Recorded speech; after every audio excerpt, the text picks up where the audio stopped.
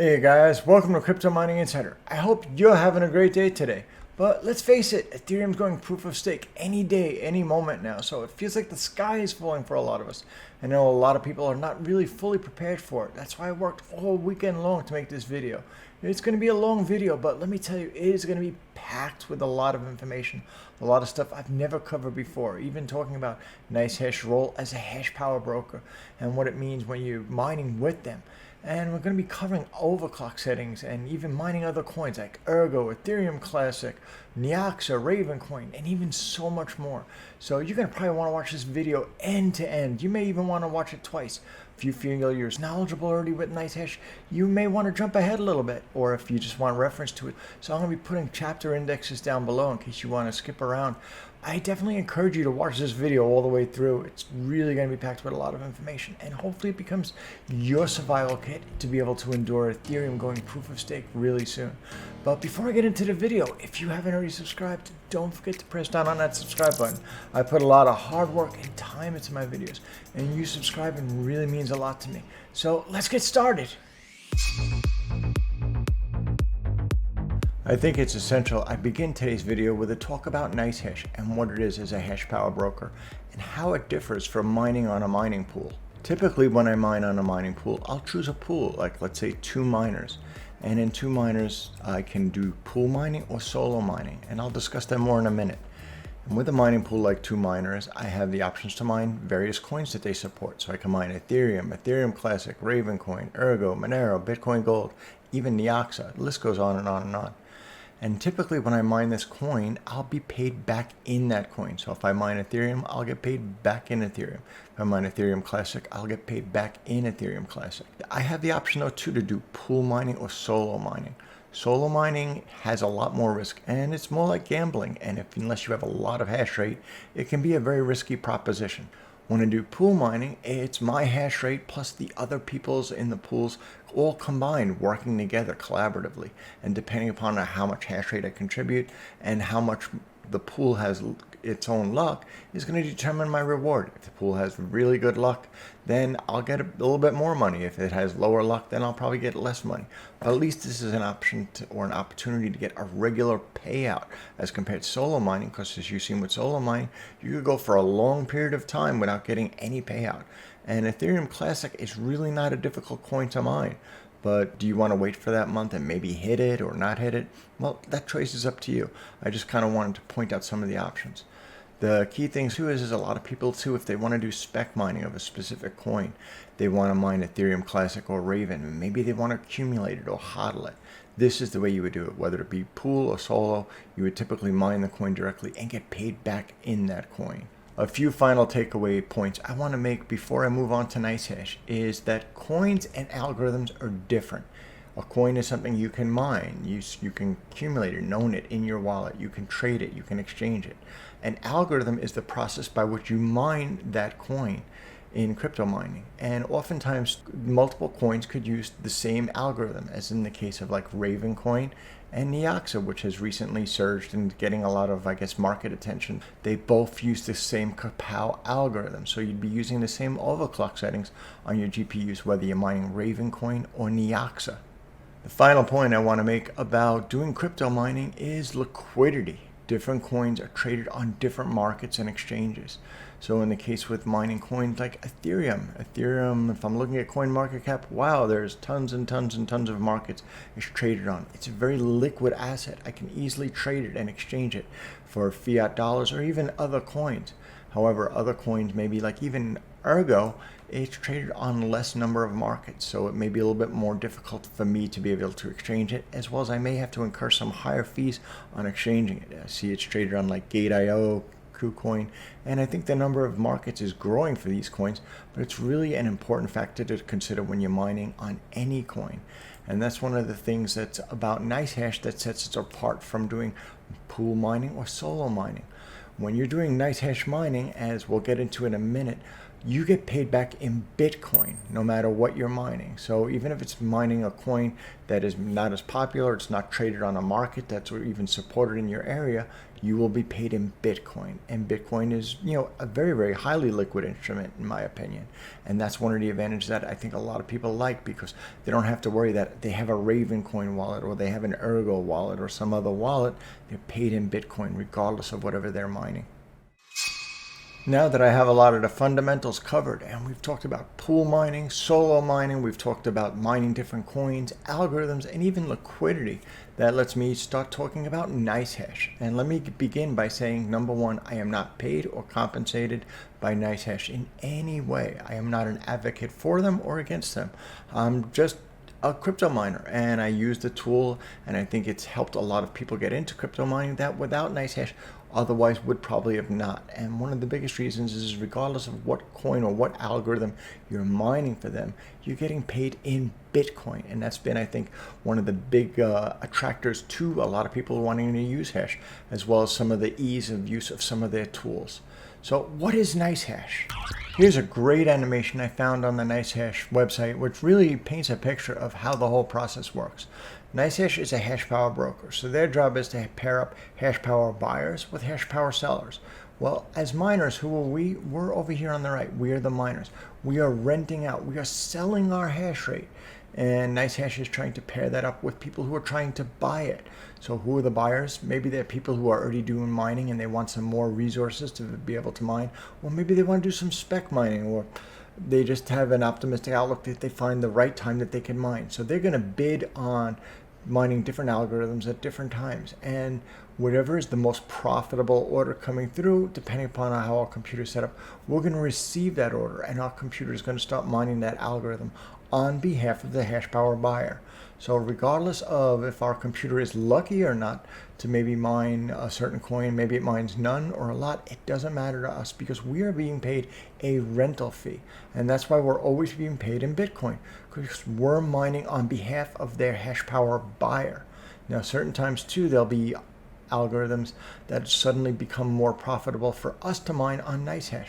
Why is that? Because a Hashpower buyer came in and he paid a premium to be able to mine a certain coin at a time. So that's sometimes then too that you'll see the auto algorithm will switch from one coin to the other because a higher order came in and we're being paid a higher rental fee.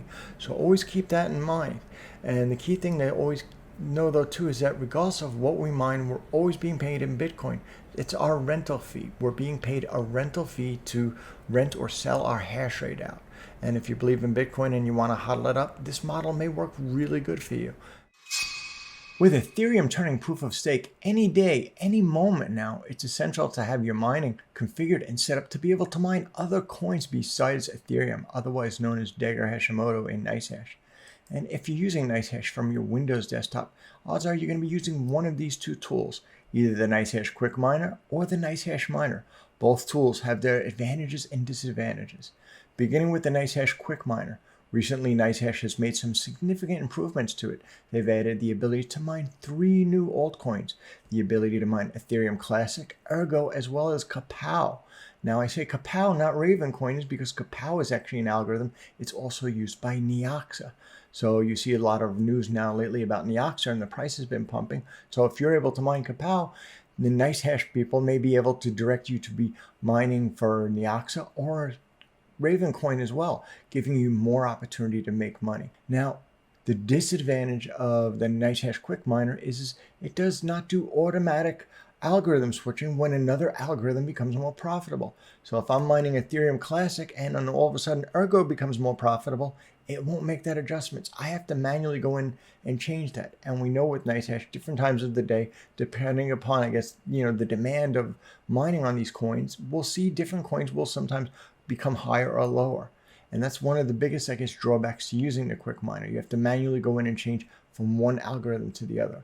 Now, Nicehash Miner, on the other hand, has the ability to switch between different algorithms based on the profitability.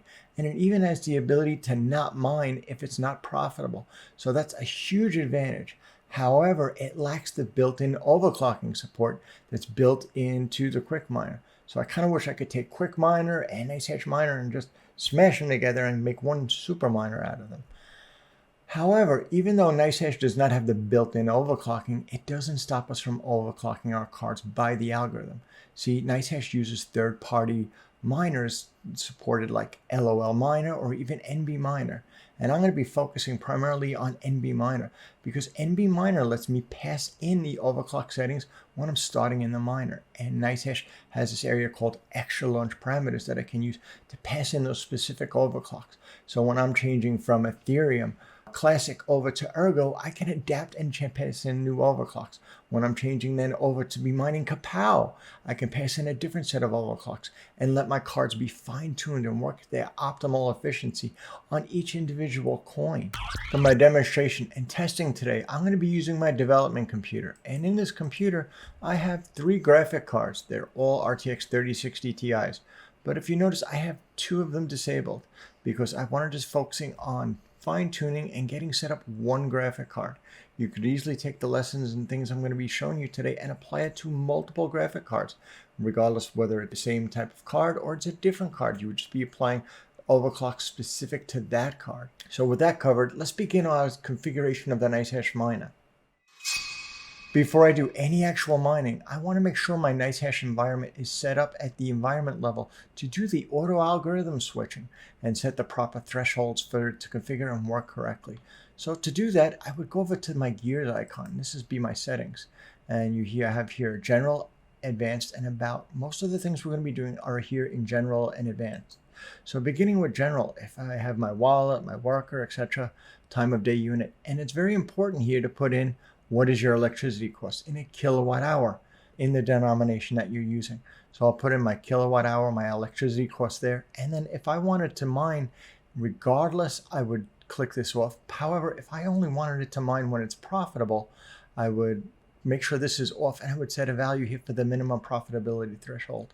And this should only then mine if it's at least making 1 cent or more per day. At least that's my understanding as is explained to me. So by doing this, that if a coin's just become unprofitable to mine, it should just stop mining and wait for it to become profitable to mine. And that's a very, very handy feature, especially we don't know how much hash rate is going to be migrating to these coins and if they're even going to be profitable to mine initially. Now, moving down to, I have display net profit. That's what I usually like. I usually have my language and my base currency set here too. But besides that, there's nothing to set. Moving on to the advanced tab, there's some features up top I usually like to define, like show GPU PCIe IDs and other things. And you can see what they are right here, but these are just for my display only purposes. However, there's some very important metrics to define down here on the switching. That really stands for profit switching. There's a switch minimum in seconds as well as a maximum in seconds. So currently I think that this is the default set to 34 seconds and the maximum is 55. Well, what exactly does that mean? Well, it'll only check every 34 seconds at least for there to be some profitability difference. Let's say I'm currently mining Ethereum Classic and using ETC hash. Now all of a sudden Kapow becomes more profitable. It won't know that for at least 34 seconds. So if not every second looking for a profitability exchange, it'll do it at a minimum amount of at least 34 seconds. I can make that higher if I wanted. Now, what does the maximum mean? I wasn't exactly sure of that, so I actually reached out to the Nicehash team, and they clarified that this is actually a range, the minimum and the maximum. So it'll actually pick a random value between this. So maybe it'll be 34 seconds, maybe it'll be up to 52 seconds or 55 seconds, but this is kind of a range. So every 30 seconds, see if there's some profitability increase of one algorithm or the other, so it should consider switching. The other one that's important to note is the switch profitability threshold. This is actually the amount of profitability difference it has to make before it's worthwhile to consider. So if two coins are really very, very close, you don't want to only have 1 cent maybe difference between them. Otherwise, you may have a lot of algorithm switching going on constantly and not a lot of mining. Of course, every time you have to change from one algorithm to the other, the miner has to shut down, a new miner has to start up, usually the DAG has to get loaded, and usually it's some time wasted before you start to get that mining. So you don't want to kind of going back and forth, yo-yoing between the algorithms. Some other parameters here is miner restart delays. This is a personal preference that I like to set at least for 1,500. That's the number of milliseconds it'll take before it stops and restarts another miner. In the past, you may have your mining set at 0, which case you'll see a lot of times a miner will stop and start like almost instantly with no delay. And I don't think that really gives a good close down period of time for the miner, just my personal preference too. So I usually set it for about 1500. Sometimes I set it a little bit longer so that this way the miner has time to close down, close up its memory, etc. that it has to do before it opens up a new miner instance. Again, this is just my own preference and it's worked well for me. So with that said, I think we're all set up with our master configuration of the Nicehash miner, and let's start taking a look at mining some coins. Now that I have the environment configured to handle the auto profitability switching configured properly in Nicehash, we're all ready to move on to mining now and setting up the different miners to mine different algorithms. And I would do that typically in the benchmark tab. So if I click on the benchmark tab, you'll see I have one graphic card listed, so maybe one or more graphic cards. Along with that, you see different algorithms as well as the miners that are available. Again, the only miner I'm going to be focusing on today is NBMiner. And the key algorithms I'm going to be focusing on is AUTO ALGO, which is Ergo, Dagger Hashimoto, which is still Ethereum, because we could still mine Ethereum today, ETC Hash, which is Ethereum Classic, generally, Kapow, which is generally RAVENCOIN, but it could also be NEOXA, because NEOXA has been pumping lately, as well as ETHPOS, which is Conflux. Now you'll notice for these different algorithms, even though they're under the same miners, there's a different speed for them. Well, the speed is the hash rate. And with that, you'll see, okay, this is 100.137 gigahash, which is 137 megahash. However, Dagger Hashimoto is only 60 megahash, so this has got to be making more money. No, it's really important to know that the hash rate is specific to an algorithm. The same way you wouldn't say, well, $1,000 is more than 2,000 pesos. Absolutely not. It's kind of the other way around. You can't compare hash rates between algorithms. They're very different. However, if I'm mining RAVENCOIN, I should be getting the same hash rate as I would be getting if I'm mining NEOXA, because I'm using the same Kapow algorithm. Each algorithm has its own defined hash rate. And if you want to get an idea of what some of those hash rates are, you can go to sites like What2Mine and plug in your graphic card. Like, let me plug in here. This is What2Mine, and I plugged in my RTX 3060 card. And it gives a list of the different hash rates as well as the average wattage used too. So AUTO ALGO, which is Ergo, says I should be getting about 160 megahash at 130 watts. So, the list goes on and on. You have ETC hash, ETH-PoS Merge I, that's really Ethereum Classic, Kapow, which we talked about earlier, 27 megahash, Conflux, which is 48. So this will give you some indicator as far as what would be the typical benchmark for each of these that it should be set to. So in Nicehash, it would normally try to do an automatic benchmarking for us. And without any overclock settings, it's not going to be running too good. But once I apply overclock settings, I'm going to getting really great numbers like you're seeing here. So, and that's all defined and set up within the settings icon here. So I click on the settings, you're going to see a window open. Wow, I have this custom algorithm settings pop up. And it's going to give me the benchmark speed.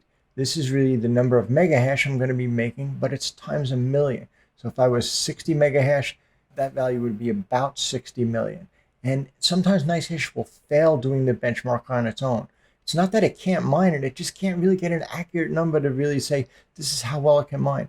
So if that's the case, oftentimes I'll go back to that What2Mine page and I'll see, wow, this algorithm is getting me how much? About 140 or 160, whatever it is. And I'll enter that value there manually. Then once I run the miner and I see how well it performs, I'll come back and I'll update this value. So it has an accurate measurement of how well my card mines. And there's silicon lottery and a lot of other factors, plus overclock settings, which significantly affect your mining ability.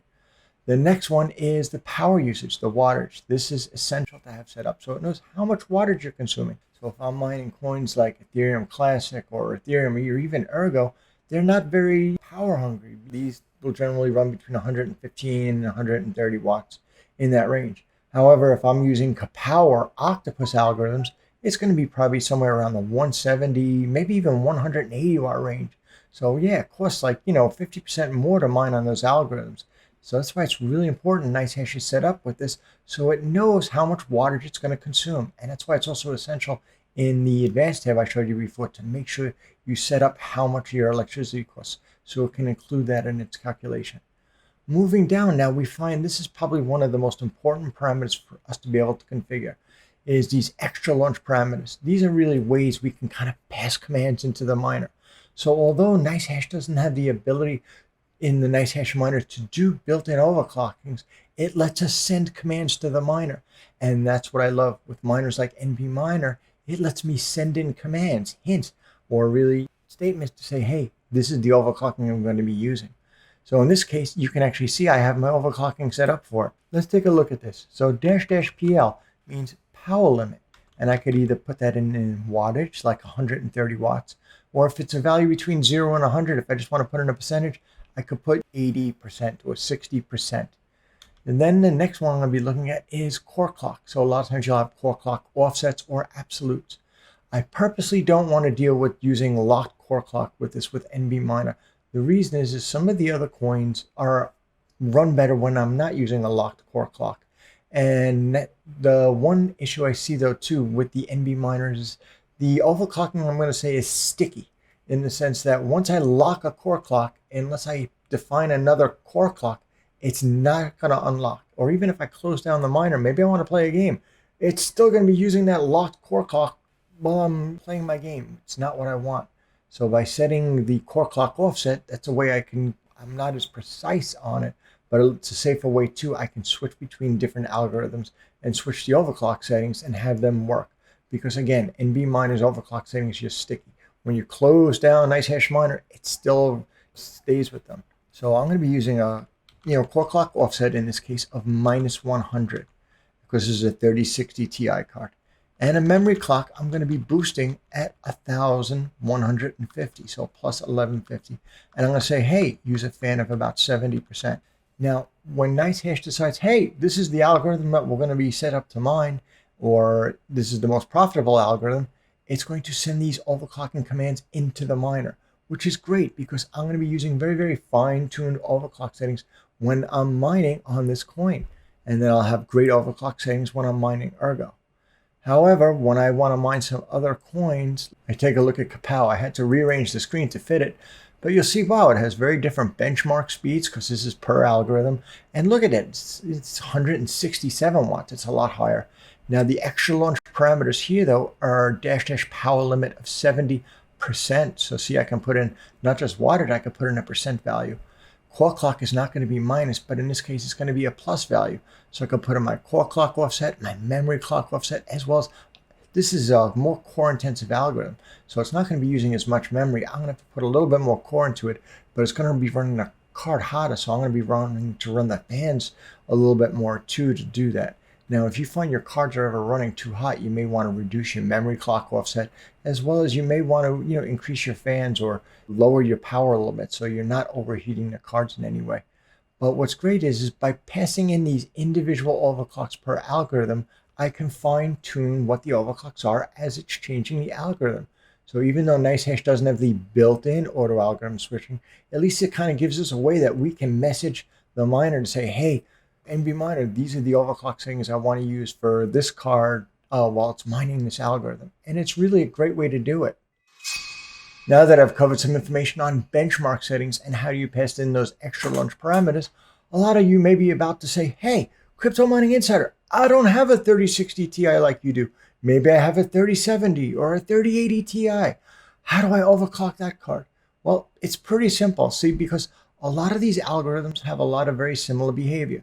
So Ethereum, which is Daigo Hashimoto in Nicehash, if you already have overclocks and you're mining that with Nicehash with your overclocks, those same overclocks will probably work pretty well for using on Ergo, which is AUTO ALGO, as well as ETC hash. See, because they're not very core intensive, but they're very memory intensive. So they should generally work out pretty good. I'm going to be doing another video guide, and I'm going to be giving a lot more overclock information on the different coins and different cards I'm going to be testing. So definitely stay tuned for that. Now, however, Octopus and Kapow, they're very, very different. They're not as memory intensive, but they're very core intensive. And that's why they really chew up a lot of power when they're running, and they make the cards run really hot. Actually make a card run like a lot hotter. So probably in the wintertime, you could heat up the room with a few of these cards running. But where do you get those overclocks from? I've never worked with them before. Well, fortunately, Nicehash has actually published a document on their blog post, and it's about RAVENCOIN and the settings you would normally use for RAVENCOIN, which is Kapow algorithm. They also seem to work really well in my testing with Octopus, which is generally used for Conflux. So if you're looking for something for RAVENCOIN, which could be RAVENCOIN, NEOXA, or even Octopus for Conflux, you could use this guide to get some indicator of what you should be setting your card to. And in this guide, it gives a lot of information on different card models, everything from RTX 3090, 3080, 3080 Ti, all the way down. It tells what your core clock delta should be, what is your memory clock settings, and even some suggestions in too for your power limit, as well as expected performance. So I'll be putting a link down below for that for you. And I'm going to be, again, doing more testing. So I'll be able to be providing you some specific numbers that I'm using in future videos. So don't forget to stay tuned. Before we move on, let me show you all my overclock settings that I'm using for all these different algorithms on my 3060 card. Here is my overclocks. So this is my overclock settings that I'm using for my RTX 3060 Ti. I'm getting great results. Notice the pattern with the three algorithms up top: Dagger Hashimoto, AUTO Lycos, and ETC hash. They use minimal amount of memory, everything ranging from a power limit of 115 watts to about 130, and they're using a slight offset on the core clock. So they're very, very similar. Realistically, any of these overclocks would work for any of the other. So if you already have a great overclock setting for Ethereum Dagger Hashimoto, you may want to try that out in AUTO Lycos or Ethereum Classic as well. And this is also my same settings that I'm using for Kapow, I'm also using for Octopus. So I'm using more power. I'm using 70% power. So you can actually put the percent sign after a value there. So it gives it a percent sign, just like you would an MSI afterburner. And then I'm going to be using a core clock of plus 150 because these are more core intensive, more heat generating and power consuming algorithms. And memory overclock is going to be about 900. But given these cards are going to be running hotter and consuming more power, I'm going to be using more fan on it. So if you find your cards are running too hot, you may want to increase the fan more or possibly dial back some of your settings on either the power or the memory clock or core if it's running too warm in your environment. And also be mindful that if you were mining on a full rig worth of, let's say, GPUs, mining Ethereum, and your power limit was maxed out on Ethereum, you're definitely going to want to make sure you have the adequate power supply, wiring, circuits, and everything else you need electricity-wise to be able to facilitate that, because mining coins like RAVENCOIN and Octopus is going to consume a lot more power. So you always want to be safe with your electricity. And key point is, I am not an electrician, so I am not a professional. I'm not giving advice. I'm just saying be cautious. Do not try to run cards past their limit on your electrical unless you've confirmed that you're adequate and you're safe for it. A very important point I want to make is that if you're going to be passing your overclocking parameters into NiceHashMiner when you start the miner, you can't just click and open it. You're going to have to right click it and select Run as Administrator. And you're going to have to give it that admin privileges for it to be able to successfully pass in the overclock settings. Otherwise, the overclock settings are going to be ignored when they're passed in, and you're just going to be running with the stock GPU without any overclock settings. So I have this miner all set. We've already configured all the extra launch parameters. We have the algorithms defined. Now let's get into some mining. So I'm going to click it to start. See, Nicehash is starting up NBMiner. And you can see only my third GPU is the one that's active. Very important to know is the overclock settings that it's being passed are set up here in blue. So see, it's saying device 3060 Ti has a power limit of 125. Core clock is minus 150. Memory clock is plus 1150 with a 70% fan. And I heard the fan start coming on and going a little bit quicker. So that's all it is to it. And then, once this coin is up and mining, we'll soon see hash rate on it. And I'm recording on this PC, so I'm going to be showing a little bit of a lower hash rate for my testing. But they worked fine because when I wasn't recording, I tested them all out. And if you just wanted to test out different algorithms, it's pretty easy to do. So go to Nicehash, stop the miner, and then go to the benchmark tab. I was just testing mining of Dagger Hashimoto. I could just quickly disable that one and say, hey, pretend like Ethereum went away. So just let's start up this miner again. Now it should find the next most profitable algorithm. And that happens to be Kapow, which is either RAVENCOIN or NEOXA right now. And you'll see I'm passing in a totally different set of overclocks. Power limit of 168 and a core clock of plus 150 and memory clock of plus 900. Now I really hear the fans because now they're at 80% coming up. And now it looks like this is going to be running great. So I could just test out each individual algorithm, make sure I'm getting good hash rate, is getting me good performance, and that's what I really care about. You want to make sure this is all kind of all tested beforehand.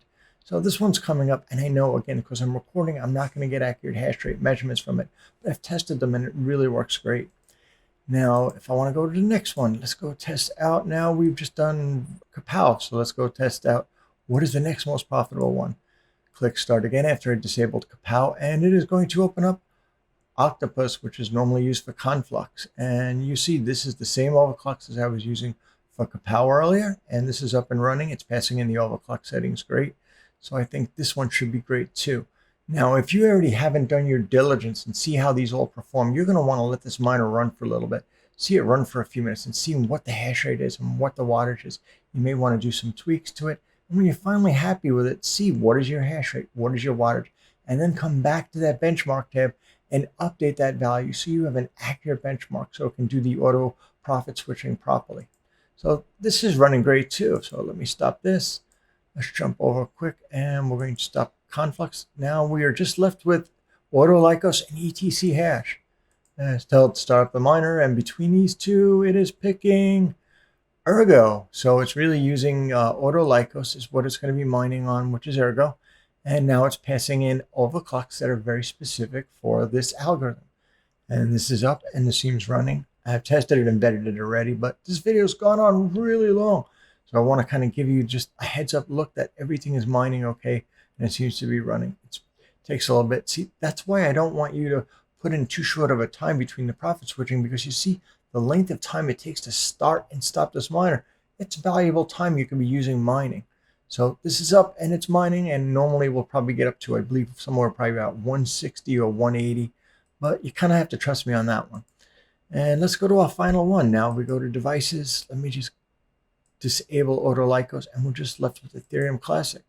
So let's just round this up and just get Ethereum Classic mining. See, we have algorithm is ETC hash. We are coming up with power limit of 115, core clock of minus 150, 1150 plus on the memory clock. So my overclocks are all going in fine, and I'm not seeing any issue with it. And now I am mining ETC hash.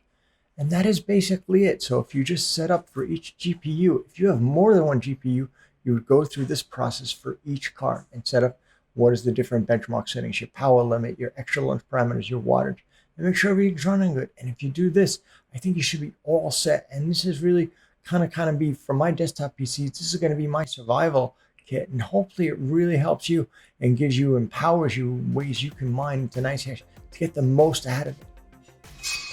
Whew, that about wraps it up for me today. This has been a long video. I think it's actually the longest video I've ever created, but I have so much knowledge and experience working with Nicehash, working through the complexities as well as the idiosyncrasies of the product. And hopefully this helps you be able to keep your mining rigs on and endure Ethereum proof of stake, and it becomes your survival guide. And I hope that in the near future, not only will we be able to survive as miners, I hope to be able to be thriving again really soon.